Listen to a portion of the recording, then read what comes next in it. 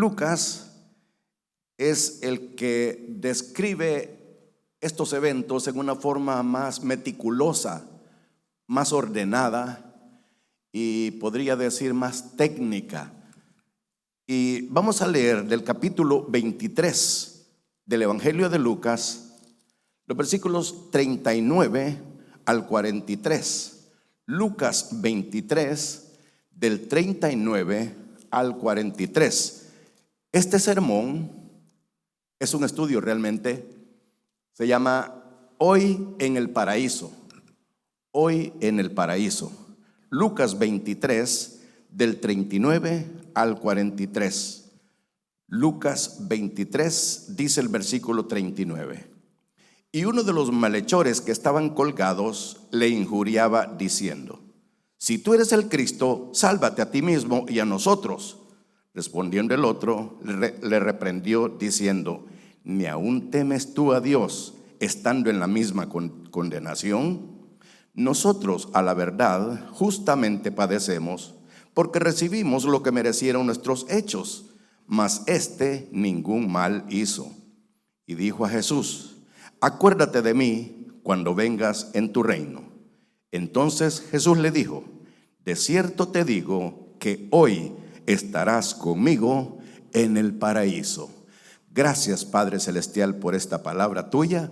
Gracias por este evento tan clave, Señor, en la historia de esto que le llaman algunos la Semana de la Pasión.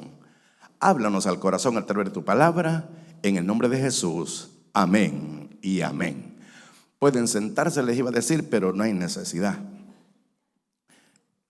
Normalmente, hermanos, una predicación se comienza por el principio y se termina por el final.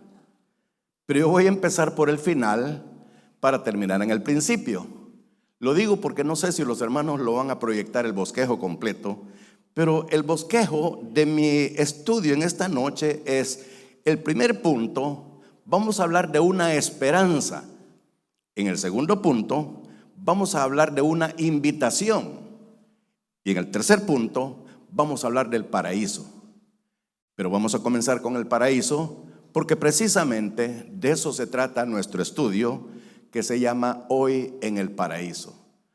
No sé si usted alguna vez ha entrado en una inquietud, disyuntiva, incertidumbre, en que alguien le metió duda y le dijo: ¿cómo puede ser posible que el Señor le dijo a este ladrón, a este malhechor: hoy estarás conmigo en el paraíso, si él todavía anduvo 40 días aquí sobre la tierra?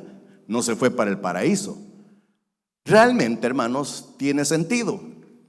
Y fíjense que ayer el pastor nos hablaba de una obra que se le llama el Talmud. El Talmud son escritos de tradiciones orales que se transmitían después de que, por supuesto, ya había pasado el cautiverio de el reino del norte, pero no quiero entrar en historia. Pero cuando estuvieron cautivos en Babilonia, escribieron un Talmud, es decir, una reseña de tradiciones, estatutos y ordenanzas. Pero cuando se repatriaron y llegaron nuevamente a Judá o Judea, hicieron otro Talmud. De manera que hay dos Talmuds: el Talmud babilonio o babilónico y el Talmud judío. Cuando usted lea en un comentario o en algún libro y que diga según la tradición, trate de investigar a cuál tradición se refiere: al Talmud babilónico o al Talmud judío. Ahora, porque si a usted le gusta el estudio, decir no, así déjelo. Pero quiero comenzar con esto. En uno de los Talmudes dice que los dos malhechores comenzaron a burlarse del Señor, los dos. Y entonces entre los dos estaban tratando de hacerlo sentir más mal de lo que sentía. Él tenía un sufrimiento físico y ellos querían ponerle, además de eso, un sufrimiento moral. Y comenzaron a decirle: no que muy santo, no que muy poderoso, y mira dónde estás. Hermano, qué duro es que le digan hacia uno: no que eres cristiano, No, que tu Dios te ayuda. Y mira, te quitaron el trabajo. La gente a veces se esmera en que nosotros nos sintamos mal hasta que lleguemos incluso a renunciar a la bendición que Dios nos ha dado. Pero uno de los malhechores de repente se detuvo y dijo: bueno, ¿yo qué estoy haciendo? Realmente, este hombre, ¿qué ha hecho? Nada para que merezca estar en este lugar. Y allí comenzó lo que nosotros leímos. Uno le injuriaba, pero el otro lo defendía. Ahora, donde quiero llegar es esto. Las palabras literales del Señor fue: de cierto te digo que hoy estarás conmigo en el paraíso. Algunos piensan que la crucifixión fue día viernes, otros piensan que fue jueves, otros piensan que fue miércoles. No voy a discutir eso porque no es mi tema. Lo que quiero comprobar hoy es que sí se cumplió, que el Señor se llevó ese mismo día al paraíso al malhechor que se arrepintió en la cruz estando en el Calvario.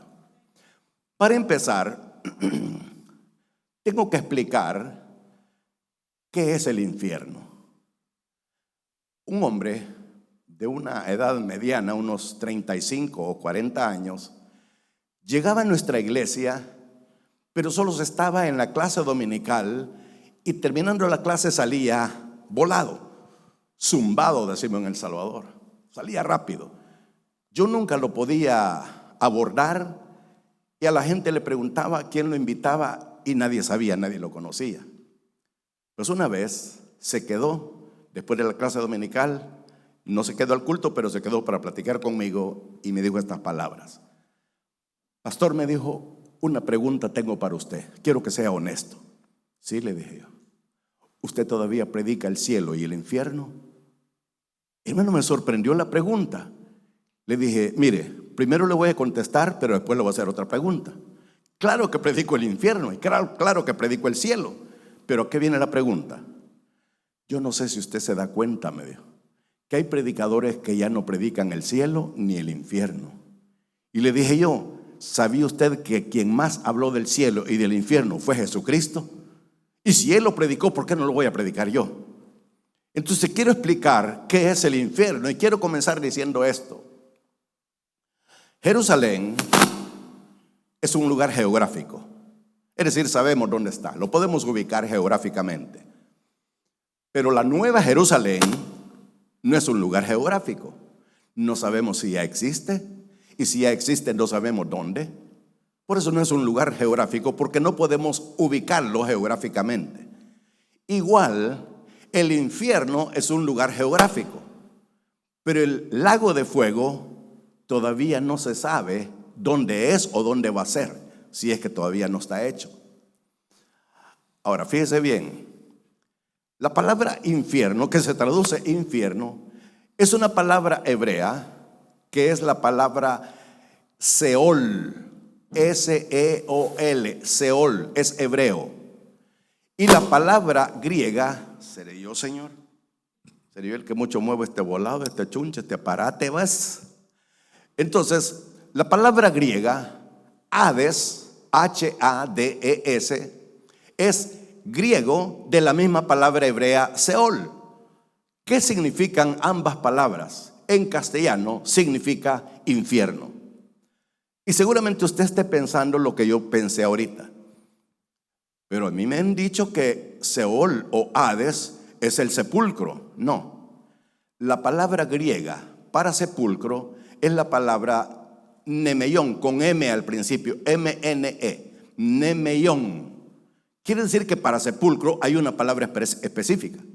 Pero cuando habla de la palabra Hades, ahora me voy a quedar con el griego, cuando habla de la palabra Hades, está explicando que es un lugar donde llegan todos los muertos, no importa qué clase de muerte hayan tenido, ni importa tampoco si eran o no eran cristianos o justos, como se llamaba en el Antiguo Testamento. Eso no tiene nada que ver. La palabra Hades es una palabra genérica, es una palabra muy general. Solamente se usa para denotar el lugar donde van a parar los muertos, todos, no importa qué tipo de muerte o qué tipo de persona haya sido. Hades. Pero hay otras dos palabras que quiero mencionar, que también se traducen infierno. La palabra Tartarus. La palabra Tartarus es una palabra que tiene la misma raíz de tortura. Entonces, cuando alguien que hablaba del infierno se quería referir no simplemente al lugar, sino a la condición de la persona que llegaba a ese lugar, utilizaba el nombre Tartarus, que significa tortura, en la condición. Pero si la persona que hablaba del infierno quería referirse a la duración, usaba la palabra Gehenna. Gehenna. Gehenna. ¿Qué es o qué era el Gehenna? El Gehenna era un basurero que estaba pegado al muro sur de la ciudad de Jerusalén. Un basurero que siempre permanecía encendido. Siempre había fuego y estaba lleno de gusanos. Y cuando el Señor quería hablar de la eternidad del infierno, se refería al Gehenna, que nosotros sabemos que es el lago de fuego. Seguramente usted esté diciendo, y este maestro solo va a explicar cosas. Es que fíjate que para eso me llamó el Señor, para explicar cosas. Y no me va a decir cómo salir de mi problema. No, pero el Señor sí le va a ayudar a salir de su problema. Pero cuando se encuentre con una secta y no haya cómo defenderse, va a decir, tenía razón este maestro. Tengo razón. ¿Por qué estoy explicando esto? Precisamente por eso. Entonces, ¿existe el infierno? Claro que existe el infierno. Ahora, ¿por qué ha creado tanta controversia? Porque el enemigo no quiere que muchos crean que existe el infierno y que existe el cielo. Ahora, no discuta eso con nadie, ni con nada, ni con nadie. Simplemente, si alguien no cree en el infierno, dígale, no te preocupes, no hay necesidad de explicarte. Ya vas a llegar y ahí te vas a dar cuenta que existe y que es realmente un lugar de tormento. Punto. No gaste saliva por gusto. Ahora, si usted cree que puede explicarlo, adelante. Pero también decía, quien más habló de esto fue nuestro Señor Jesucristo. No voy a leer los versículos, pero si usted quiere apuntarlos, Mateo 5, 29 y 30, Mateo 10, 28, Mateo 18, 9, 23 y 15. Pero ya expliqué la diferencia entre infierno y lago de fuego, pero quiero explicar esto más. El infierno, con toda su clientela, en cierta oportunidad va a ser echada al lago de fuego. Y se lo voy a explicar de esta manera. Actualmente, el infierno está lleno de personas que están sufriendo, algunos injustamente.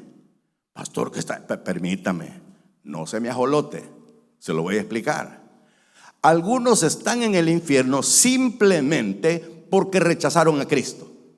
Es decir, no fueron malos, no fueron asesinos, no fueron borrachos, pero están en el infierno porque rechazaron a Cristo, porque ese es el motivo para llegar al infierno.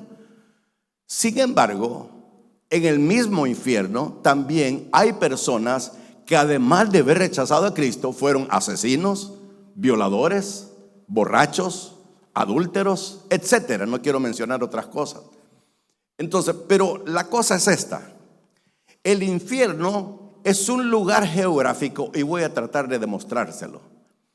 En el capítulo 4 de la epístola del apóstol Pablo a los Efesios, habla precisamente de esto, y esto sí lo voy a leer. Efesios capítulo 4, versículos, ahorita les digo qué versículos vamos a leer para no leer todo. No quiero cansarlos, ni aburrirlos, ni fastidiarlos. Efesios capítulo 4, dice la palabra del Señor en el versículo 7. Efesios 4, 7 dice: pero a cada uno de nosotros fue dada la gracia, estamos hablando de los cristianos, conforme a la medida del don de Cristo. Por lo cual dice, esta es una cita directa del Salmo número 68, versículo 18. Subiendo a lo alto, llevó cautiva la cautividad y dio dones a los hombres. Note, subiendo a lo alto, llevó cautiva la cautividad y dio dones a los hombres. Y dice el 9, y eso de que subió, ¿qué es? Sino que también había descendido primero a las partes más bajas de la tierra. En primer lugar, la parte más baja, o llamémoslo de esta forma, la parte más profunda de la tierra, por lógica, tiene que ser el centro de la tierra, la médula, el núcleo de la tierra, porque tiene que ser la parte más profunda para los hemisferios que están aquí, los que están aquí, los que están aquí, los que están aquí. No sé si me estoy dando a entender. Porque si para nosotros lo más profundo fuera allá en Asia, para los asiáticos sería lo más cerquita. En El Salvador decimos lo más pachito. Pero por lógica, el infierno está en el centro de la tierra. Y fíjense que hay dos formas de demostrarlo. Una forma práctica y una forma bíblica. La bíblica ya la leímos. El Señor descendió a las partes más profundas de la tierra y voy a explicar a qué fue. Pero también usted ha visto cuando un volcán hace erupción. Cuando un volcán hace erupción, la lava contiene dos elementos. ¿Cuáles son? Fuego y azufre. ¿De qué está compuesto el infierno? De fuego y azufre. El Seol, Hades o infierno es, vamos a suponer, una pelota para que podamos usar un poco la imaginación. Una pelota dividida en dos mitades, divididas por un vacío. Visto desde afuera es un vacío, pero estando ahí es un precipicio. Y por eso es que la historia del rico y Lázaro, si usted se fija, quien hablaba solamente era el hombre rico. Mire qué diferencia. Dice la Escritura que murió el hombre rico y fue sepultado. Pero qué diferencia con la muerte de Lázaro. Y Lázaro murió y fue levantado por unos ángeles para ser llevado al seno de Abraham. Seno de Abraham es uno de los nombres. El otro de los nombres es paraíso. Todavía no se le llamaba cielo porque estaba en el centro de la tierra, pero se le llamaba seno de Abraham o paraíso.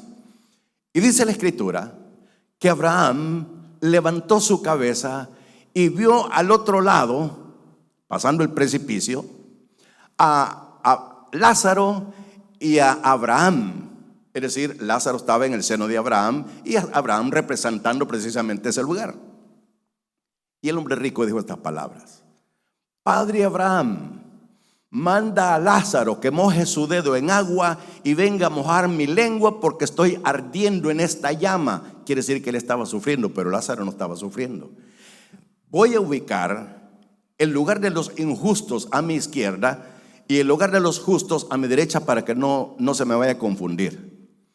Lo de la derecha era el lugar de los justos.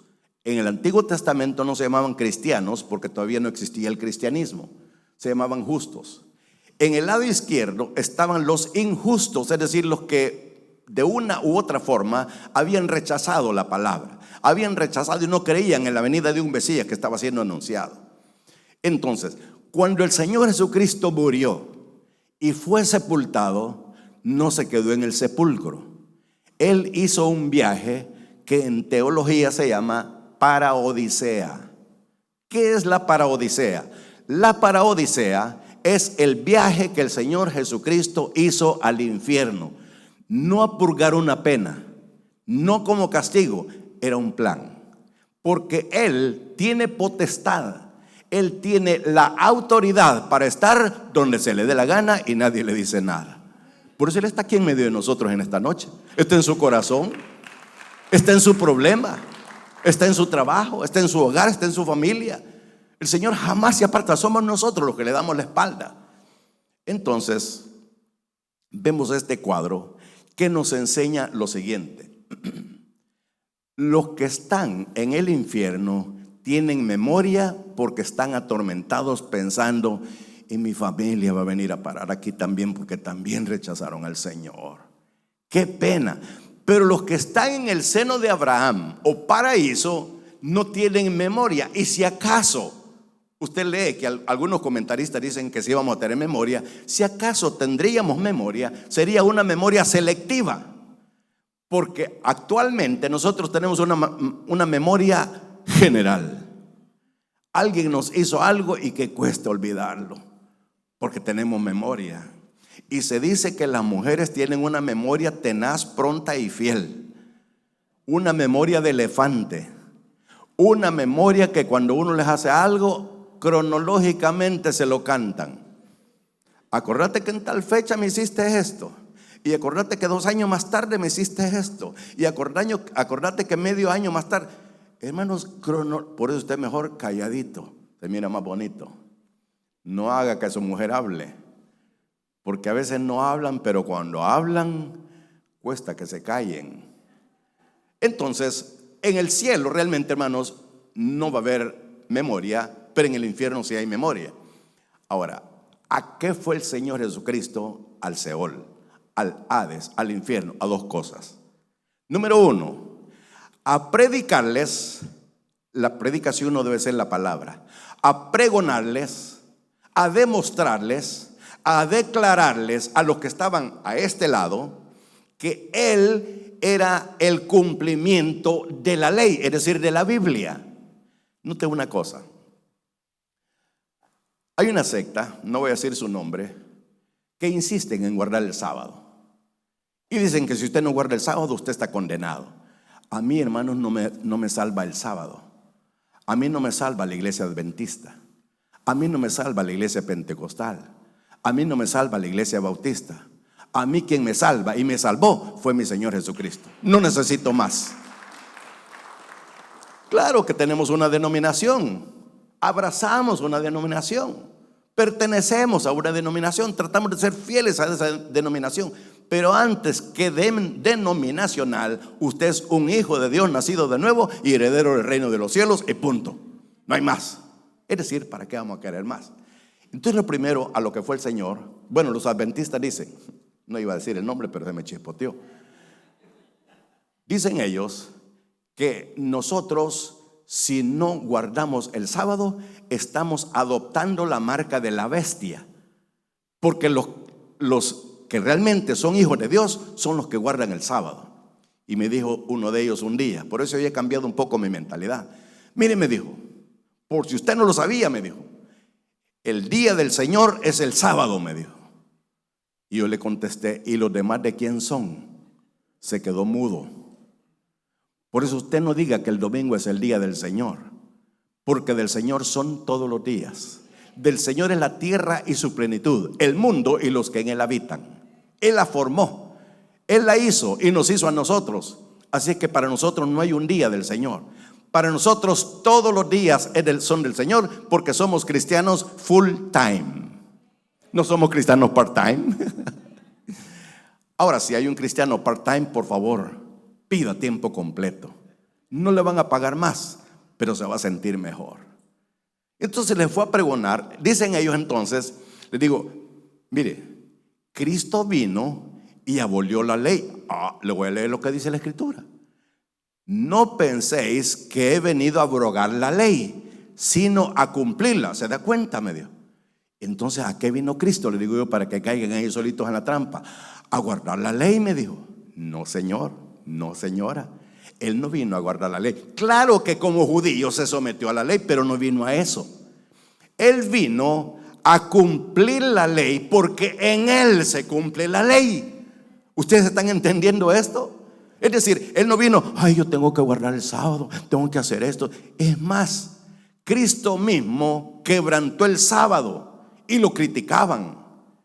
¿Por qué sanaste en día sábado? Hermanos, la gente no se fijaba en el milagro, sino en el error, entre comillas, que había cometido el Señor. Entonces, Él les fue a decir a los que estaban al otro lado, señores, ustedes están ahí por un solo motivo, una sola causa. Por no haber creído en aquel Mesías que habría de venir, que soy yo. Aquí estoy demostrándoles que realmente era una gran verdad y ustedes rechazaron esa verdad. Y en segundo lugar, este grupo de este lado me lo voy a llevar para el cielo. Él agarró el grupo de los justos y se lo llevó para el cielo. Esa es la paraodicea. Quiere decir que los justos del Antiguo Testamento no iban al cielo, iban al Seol o Hades. ¿Para dónde se llevó entonces el Señor Jesucristo al malhechor? Para ese lugar. Se lo llevó y le dijo: ya nos vamos a ir, porque ya se iban a ir de regreso. Ahora, ¿puede usted imaginarse la algarabía que había en ese lugar cuando Cristo llega, y llega con un personaje absolutamente desconocido, que era el ladrón arrepentido? Estaba viendo el otro día una ilustración de este asunto, que toda la gente no podían acercarse bien al Señor, pero se conformaban con hablar con este malhechor y le decían: oye, qué privilegio que el que te trajo aquí fue Cristo mismo. Qué privilegio. ¿Y a cuál iglesia ibas? A ninguna, les dijo. ¿Qué? ¿Pero eras cristiano bautista, pentecostal, presbiteriano, episcopal? ¿Qué era? Yo no sé nada de eso, dijo. Bueno, qué confusión la que había, hermanos. Mucha gente hoy en día, su fe no está puesta en Cristo. Su fe está puesta en su iglesia, en su religión o en su denominación. Hermanos, las denominaciones, religiones y sectas no salvan. El único que salva es nuestro Señor Jesucristo. Hechos 4:12. Punto. Entonces, aquí podemos ver que el Señor Jesucristo hizo ese viaje que se llama la Paraodisea, donde les demostró a los injustos que Él era el Mesías que había de venir, que Él era el cumplimiento de la ley, y se llevó, dice aquí, la cautividad cautiva y se la llevó para el cielo. Y escuche un milagro que ocurrió. Dice que muchos de los que estaban en los sepulcros salieron a visitar a sus familiares, muchos muertos. Pero aclara y dice: después de la resurrección de Él. Quiere decir que cuando resucitó, es decir, cuando se iba a manifestar a sus discípulos, iba a ascender al cielo. Entonces Él, cuando iba con la cautividad cautiva, esto estoy inventándomelo porque tiene sentido: Señor, nos das permiso de ir a saludar a nuestros familiares, pero apúrense porque llevamos un viaje expreso, directo, sin escalas. Y se fueron a despedir, a saludar a sus familiares, y toda la gente estaba sorprendida. Claro, no entendían qué estaba pasando, pero usted y yo sí estamos entendiendo qué estaba pasando. Y se lo llevó. Ahora, usted va a leer un pasaje bíblico en Hechos capítulo 2, versículo 34, y lo voy a preparar para cuando le pregunten. Porque una vez a mí me preguntaron y yo no hallé qué decir, pero ahora sí ya sé qué decir.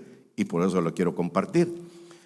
Hechos capítulo 2, versículo 34. Dice la palabra del Señor: porque David no subió a los cielos, pero él mismo dice: dijo el Señor a mi Señor: siéntate a mi diestra hasta que ponga a tus enemigos por estrado de tus pies. Ahora, hermanos, aquí resulta lógico y aparentemente correcto que David no subió al cielo. ¿Por qué? Era antiguo testamentario. ¿Dónde iban los del Antiguo Testamento? Al Seol, Hades o infierno, que estaba dividido en dos secciones, ya lo expliqué. Pero cuando Cristo llegó y se llevó, también se llevó a David, que era, se puede decir, su padre. Entonces es lógico, David no subió al cielo, Cristo se lo llevó con toda la demás gente que estaban en ese lugar y se lo llevó para el cielo. Ahora, cuando usted y yo nos muramos, ¿a dónde vamos a ir a parar? Al cielo. ¿Y dónde está el cielo? Hermanos, hay 3 cielos: Uranema, Meso-Uranus y Epi-Uranema. Primero, segundo y tercer cielo respectivamente. El primer cielo, es decir, el Uranema, abarca desde la superficie terrestre hasta la atmósfera. ¿Se acuerdan que la atmósfera tiene 4 capas? Y en medio está la capa de ozono, que serían 5. Se delimita el primer cielo desde la superficie terrestre hasta la atmósfera terrestre. El segundo cielo, el lugar le llaman el espacio sideral, donde están los planetas, es el segundo cielo. Y el tercer cielo es donde Dios tiene su cuartel central, su palacio, es decir, su casa. Ahí nos va a llevar el Señor a nosotros. Y me imagino que usted no se aguanta por morirse para estar con el Señor. Solo un amén. Hermano, ¿sabía usted que muchos queremos ir al cielo, pero no nos queremos morir? Y actualmente la única forma de ir al cielo es a través de la muerte. Ahora, si acaso nos toca, durante el rapto no nos vamos a morir, solo vamos a ser transformados, pero ¿quién nos garantiza? Por eso es que yo, hace 2 años, en el año 2022 sería, 2 de febrero, me levanté y me acordé de la fecha, que era mi cumpleaños. Me arrodillé en la cama y le dije: Señor, quiero ser bíblico. Tu palabra dice en el Salmo 90, los días de nuestra edad son 70 años. Y si en los más robustos 80, con todo es molestia y trabajo, porque pronto pasa y volamos. Entonces, Señor, ya llegué al promedio, a los 70. Así que, Señor, si quieres, ahorita me puedes llevar. ¿Sabe qué me dijo el Señor? No, Bayunco, levántate, me dijo. Hay trabajo todavía para hacer, me dijo. Pensás que está fácil la cosa. Hermano, yo se lo dije con todo mi corazón. Ahora, usted sería capaz de decirle eso al Señor: Señor, si quiere, llévame ahorita. ¿Sabe qué es lo que pensamos primero? Nuestra familia. Es que mis hijos están pequeños. ¿No es cierto que nuestro corazón está más en la tierra que en el cielo? ¿No es cierto que uno está anhelando ser ciudadanos de este país cuando sabemos que tenemos una ciudadanía mucho mejor que la ciudadanía de este país? La ciudadanía celestial. Entonces, el paraíso estaba en el núcleo de la tierra, pero ahora está en el cielo. Pastor, ¿y hay un versículo bíblico que nos pueda servir de base? Claro que sí. Segunda de Corintios capítulo 12. Segunda de Corintios capítulo 12, el apóstol Pablo está testificando, pero prudentemente usa la tercera persona para no declararse abiertamente que él era. Porque suena feo decir: hermano, yo esto, yo lo otro, yo aquí, yo allá. No, evitemos el yo, mí, me, conmigo y usemos más el tú, te, contigo y él sí, sé, consigo. Porque nosotros ya no hablamos de nosotros, sino que pensamos también en nuestro prójimo. Hoy que veníamos, ahí por Estudios Universal, algunos dicen Estudios Universales, ahí por Estudios Universal, una Hammer se había estrellado en el divisor central. Y nos traen, quizás nos tardamos como media hora en ese pedacito. Y sabía usted que el accidente, más bien el tráfico, no lo hace el accidente, sino los curiosos que quieren ver qué es lo que pasó. Porque no había nada más que eso. En un carril estaban los demás, pero todo. Qué curiosos somos nosotros. Pero bueno, mire, segunda de Corintios capítulo 12. Dice, versículo 2, segunda de Corintios 12:2. Conozco a un hombre en Cristo, dice Pablo, que hace 14 años, y hace un paréntesis diciendo: si en el cuerpo no lo sé, si fuera del cuerpo no lo sé, Dios lo sabe, fue arrebatado hasta el tercer cielo. ¿A dónde fue? Al paraíso. Hermano, qué privilegio de este hombre. ¿Sabe usted que hay otro más que fue también al cielo? Pero él en una visión. Este fue traspuesto, pero aquel en una visión. Fue Juan el teólogo, el que después de Pablo escribió más libros del Nuevo Testamento, porque escribió su evangelio, Juan, las 3 epístolas, primera, segunda y tercera de Juan, y Apocalipsis. Él fue arrebatado al paraíso también, nada más que él en una visión. El capítulo 4 de Apocalipsis, no lo vamos a leer, es tipo del arrebatamiento. Cuando Juan escribe que escuchó una voz que le dijo: sube acá, él subió, es tipo del arrebatamiento. Quiere decir, hermanos, que qué privilegio. Yo le pedía eso al Señor. Yo le decía: Señor, yo le tenía un gran cariño a mi papá, a mi mamá también, por supuesto, pero no sé por qué yo, el que menos quería que se muriera era mi papá, quizá porque el que nos sostenía. No sé por qué no quería que se muriera. Y mi petición era esta: Señor, no quiero ver la muerte de mi papá, llévanos en el arrebatamiento, así ninguno de los dos va a sufrir. Eso es lo que pensaba yo. Pero escuché un dicho mexicano que qué buen sentido tiene. Dios no satisface caprichos ni endereza jorobados. No sé si usted ha oído ese dicho. La mitad es cierto, la otra mitad no. porque de que no satisface caprichos, es cierto. Dios no satisface ningún capricho, pero sí puede sanar un ajorobado, un jorobado, un petacudo, etcétera, no sé cómo usted le llama. Entonces, quiere decir que estamos comprobando bíblicamente que el infierno existe y que el cielo existe. Pastor, ¿y qué pasó con el maestro que llegó a su iglesia? Eso era lo que él quería saber para congregarse con nosotros. Quiere decir que hay personas que saben las iglesias que están mal, doctrinalmente hablando, y las iglesias que están bien. Es decir, hay gente que sabe lo que quiere, pero vemos muchos que no sabemos qué queremos. ¿A dónde va Vicente? ¿A dónde va toda la gente? Entonces, ahora el paraíso está en el cielo. Cristo mismo nos dijo que íbamos a estar con Él en el capítulo 14 del Evangelio de Juan, y Pablo lo confirmó más tarde en Filipenses 3:20. Bueno, este era el final del sermón. Ahora quiero explicar las dos cosas así rapidito porque ya se me acabó el tiempo. Bien me imaginé. Hoy en el paraíso, ¿cumplió el Señor la promesa? Por supuesto que la cumplió, porque Dios, dice Números capítulo 23 versículo 19, Dios no es hombre para que mienta, ni hijo de hombre para que se arrepienta. No es como muchos de nosotros. El próximo año, dijimos en el 31 de diciembre del año pasado, voy a empezar a diezmar. Empezó el mes, diezmaron 2 veces. La tercera vez les dolió un poquito y ya no siguieron. Cualquier parecido es pura coincidencia. Los nombres han sido cambiados para protección de los protagonistas. Seguramente dijo el 31 de diciembre, el próximo año voy a leer mi Biblia todos los días. Pasó enero y usted leyó su Biblia todos los días. Comenzando febrero empezó a saltear. Entrando a marzo se le olvidó. Pero Dios no es hombre para que mienta, ni hijo de hombre para que se arrepienta. Si al Señor haces promesa, dijo el escritor, no tardes en cumplirla, porque Dios no se deleita de los insensatos. Es mejor que no prometas, sino que prometas y no cumplas. Amén o no amén. Hay una esperanza. ¿Cuál es la esperanza? Escuche cómo me voy a introducir. Hay pecado. Existe el pecado. ¿Y dónde se originó el pecado, pastor? Se originó en el cielo. ¿Qué? Sí, y por un ser espiritual, por un ser angelical, por un querubín que se le subieron los humos a la cabeza y se quiso hacer mejor o superior al Señor. Le quiso dar golpe de estado al Señor, golpe de cielo sería. A mí me han dado golpe de púlpito muchas veces.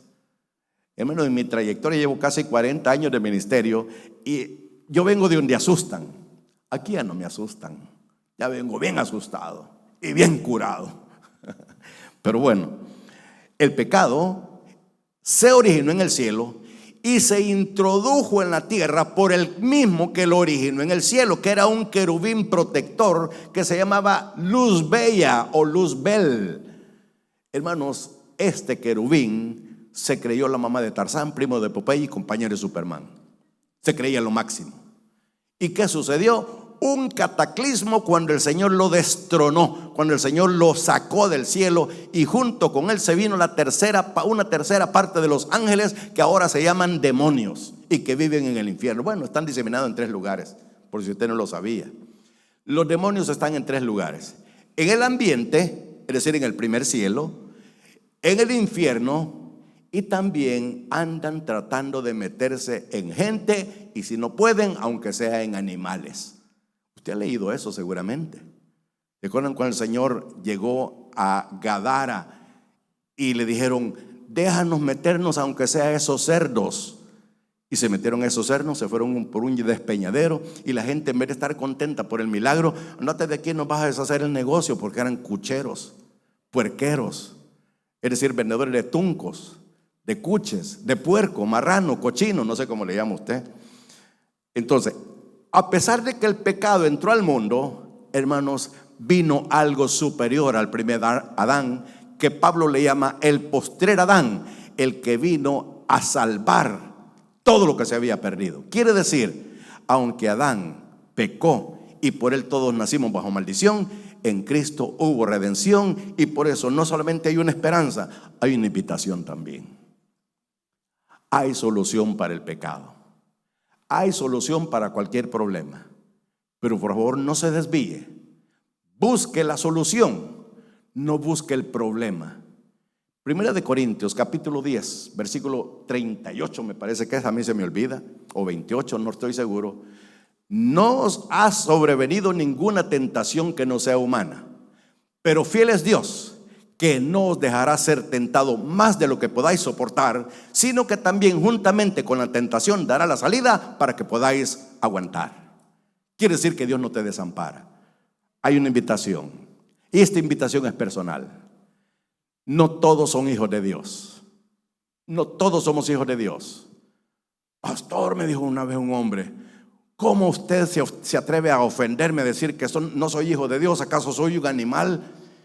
¿Qué tiene que ver esto con lo otro? Le dije. Es que si soy humano, soy hijo de Dios. Un momentito, le dije. ¿Por qué cree que usted es un hijo de Dios? Porque Él nos hizo muy bien. Él nos hizo, somos criaturas de Dios. Pero falta ser llamado hijo de Dios y se requieren dos cosas. Número uno, creer en Él. Y número dos, recibirle y abrirle su corazón. Quiere decir que esto es personal.